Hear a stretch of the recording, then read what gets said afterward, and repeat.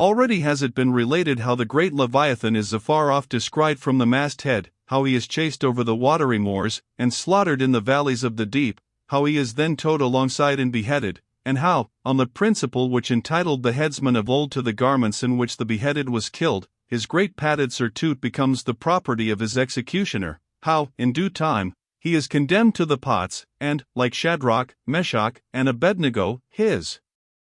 spermaceti, oil, and bone pass unscathed through the fire. But now it remains to conclude the last chapter of this part of the description by rehearsing, singing, if I may, the romantic proceeding of decanting off his oil into the casks and striking them down into the hold, where once again Leviathan returns to his native profundities, sliding along beneath the surface as before, but, alas,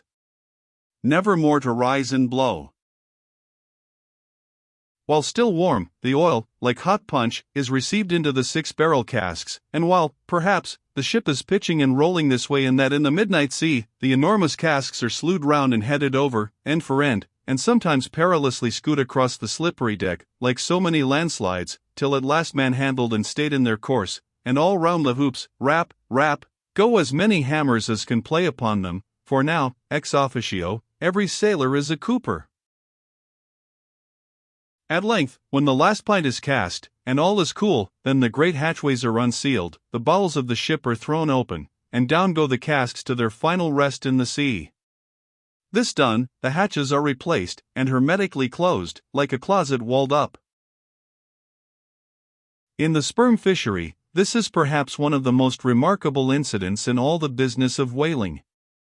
One day the planks stream with freshets of blood and oil, on the sacred quarter-deck enormous masses of the whale's head are profanely piled, great rusty casks lie about, as in a brewery yard, the smoke from the try-works has besuited all the bulwarks, the mariners go about suffused with unctuousness, the entire ship seems great Leviathan himself, while on all hands the din is deafening.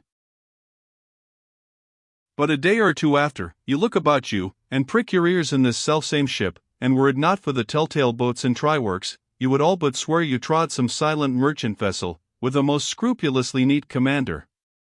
The unmanufactured sperm oil possesses a singularly cleansing virtue. This is the reason why the decks never look so white as just after what they call an affair of oil.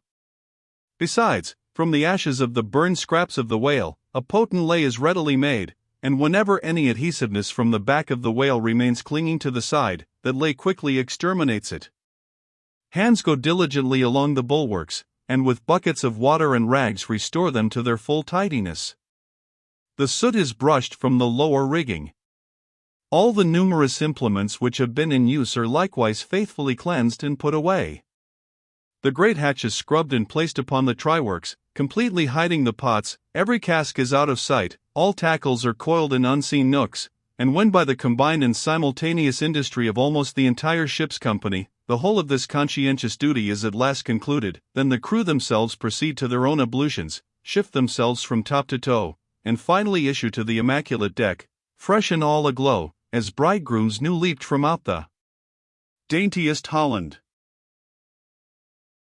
Now, with elated step, they pace the planks in 2s and 3s, and humorously discourse of parlors, sofas, carpets, and fine cambrics, propose to mat the deck, think of having hangings to the top, object not to taking tea by moonlight on the piazza of the forecastle. To hint to such must mariners of oil, and bone, and blubber, were little short of audacity. They know not the thing you distantly allude to. Away, and bring us napkins. But mark, aloft there, at the 3 mast heads, stand 3 men intent on spying out more whales, which, if caught, infallibly will again soil the old oaken furniture, and drop at least one small grease spot somewhere. Yes, and many is the time, when, after the severest uninterrupted labors, which know no night, continuing straight through for 96 hours, when from the boat, where they have swelled their wrists with all day rowing on the line, they only step to the deck to carry vast chains, and heave the heavy windlass, and cut and slash, and in their very sweatings to be smoked and burned anew by the combined fires of the equatorial sun and the equatorial try-works, when, on the heel of all this, they have finally bestirred themselves to cleanse the ship, and make a spotless dairy room of it, many is the time the poor fellows, just buttoning the necks of their clean frocks, are startled by the cry of their she blows, and away they fly to fight another whale, and go through the whole weary thing again. Oh, My friends, but this is man-killing. Yet this is life. For hardly have we mortals by long toilings extracted from the world's vast bulk its small but valuable sperm, and then, with weary patience, cleansed ourselves from its defilements, and learned to live here in clean tabernacles of the soul. Hardly is this done, when there she blows, the ghost is spouted up, and away we sail to fight some other world, and go through young life's old routine again. Oh. The metempsychosis. Oh.